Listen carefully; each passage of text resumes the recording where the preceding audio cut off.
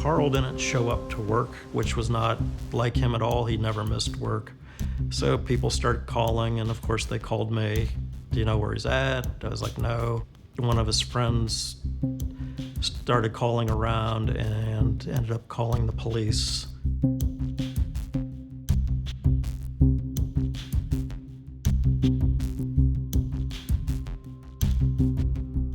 When the Newton Falls Police Department arrived on scene, they did not notice any signs of forced entry. Everything looked okay, and they eventually contacted Carl's parents, and they made entry to the house.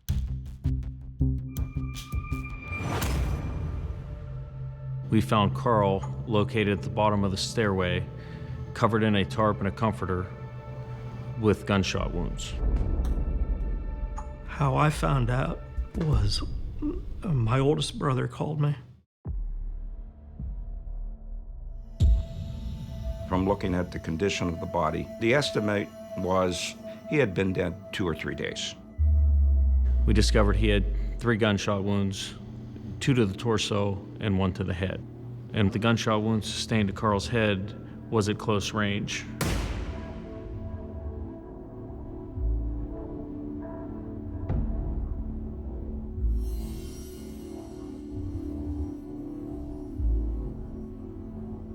It was obvious signs of foul play, instantly apparent.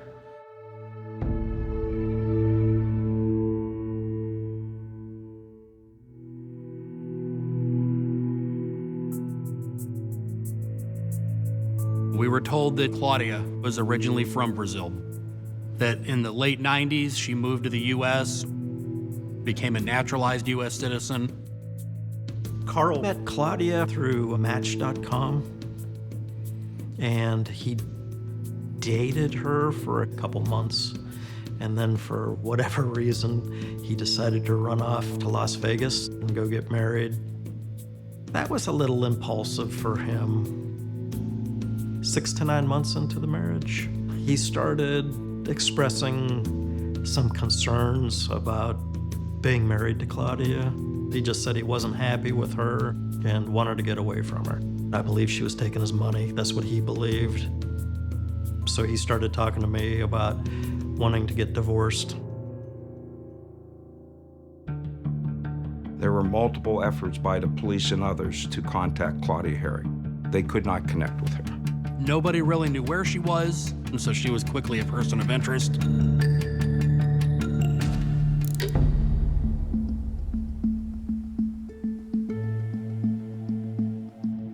Within a matter of a couple months, we had Claudia located in Brazil.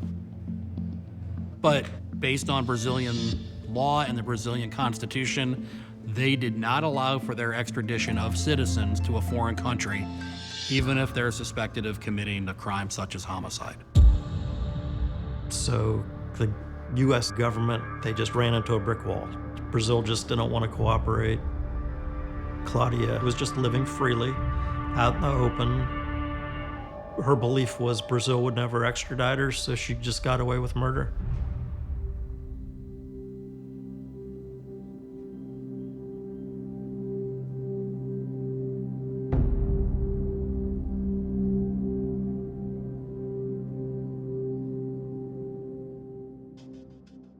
I was looking at a couple hours almost every night, corresponding with the embassy.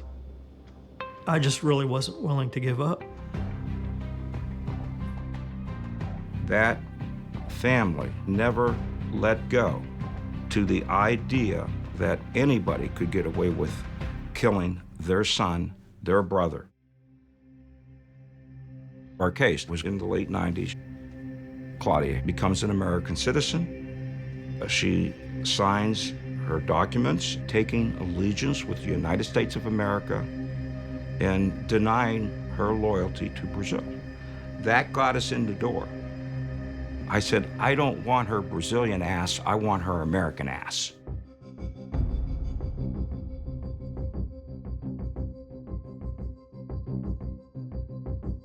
It was a huge relief to get her back.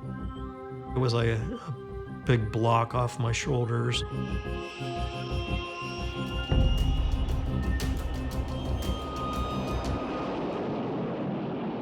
out of the blue, just mid-flight, she says, "You know, a wife doesn't kill her husband without a good reason." It put those of us on the plane in a really tenuous or unique position. We don't know enough about the case to question her, but on the other hand, we have no legal obligation to make her stop talking. And she spent the next couple hours of this flight telling the story that she wanted to have heard.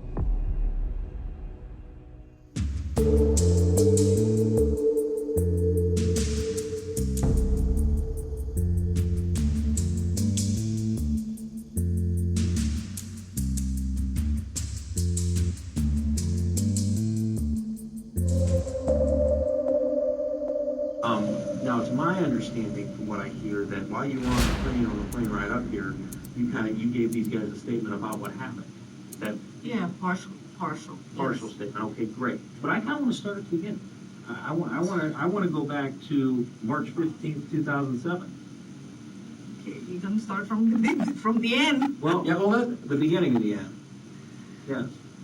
Kind of. I Start think. backwards. It's gonna start backwards. I- It's not fair. I think, in fairness, I think what you had already talked to Tony and I about on the plane, I think that would be a very good place to start. As soon as we got married, but I didn't want to be married to him. All of a sudden, he was a different person.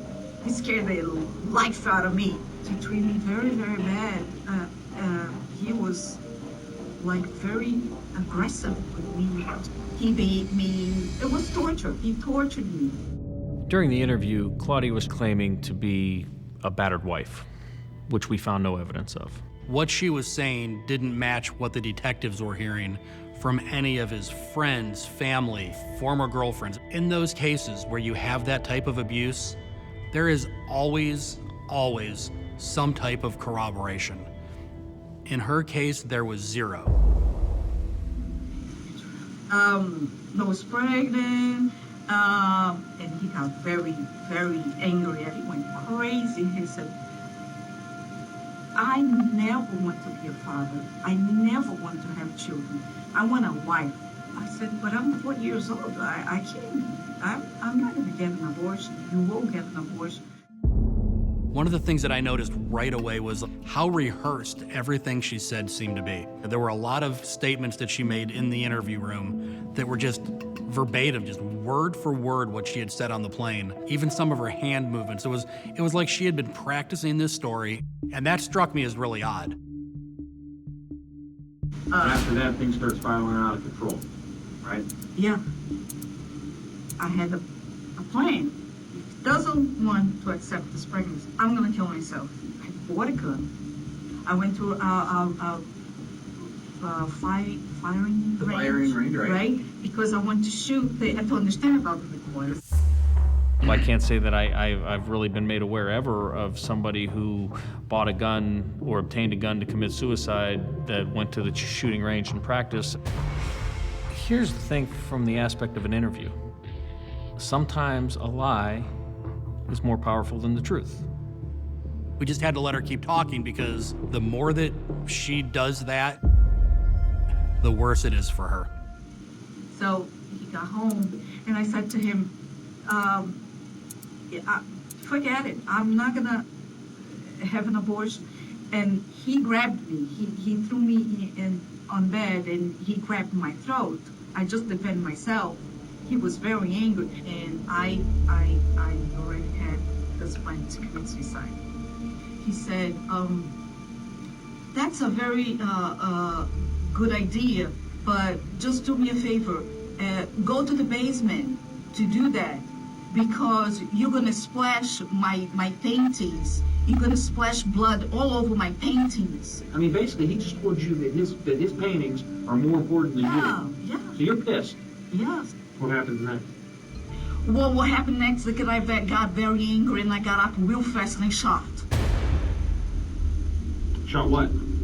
I shot at him, and I was lying down. Come back over here, please. Please. Yeah, I was please. going. I got up real fast, and I shot at him. He wasn't too far away. My plan was never, not for one single minute, to kill anybody but myself. Swear to God. There was not for a single minute I thought about it. It was relief. She confessed to shooting him. Now Mike could ask the tough questions. I guess probably the simplest question that we didn't ask. Instead of killing him, would it have been easier to just get a divorce?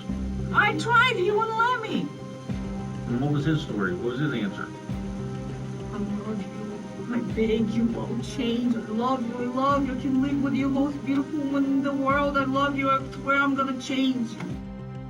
I was sitting there thinking, how could anybody believe this? Right from the beginning, it felt like theatrics. I think her narcissism overshadowed her intelligence and common sense, and that when she walked out of that room, that she probably felt like a winner.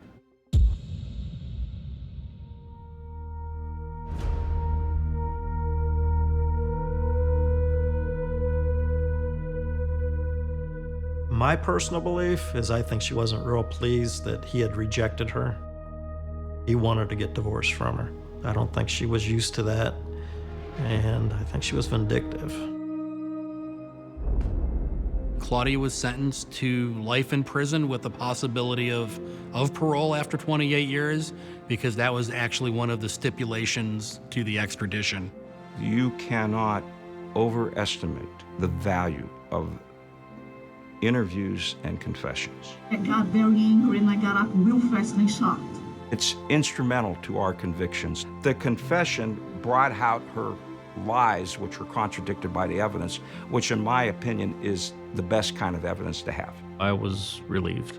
I don't take cases personally, at all, ever. But this case was so different that I was happy to see some closure for the Harry family.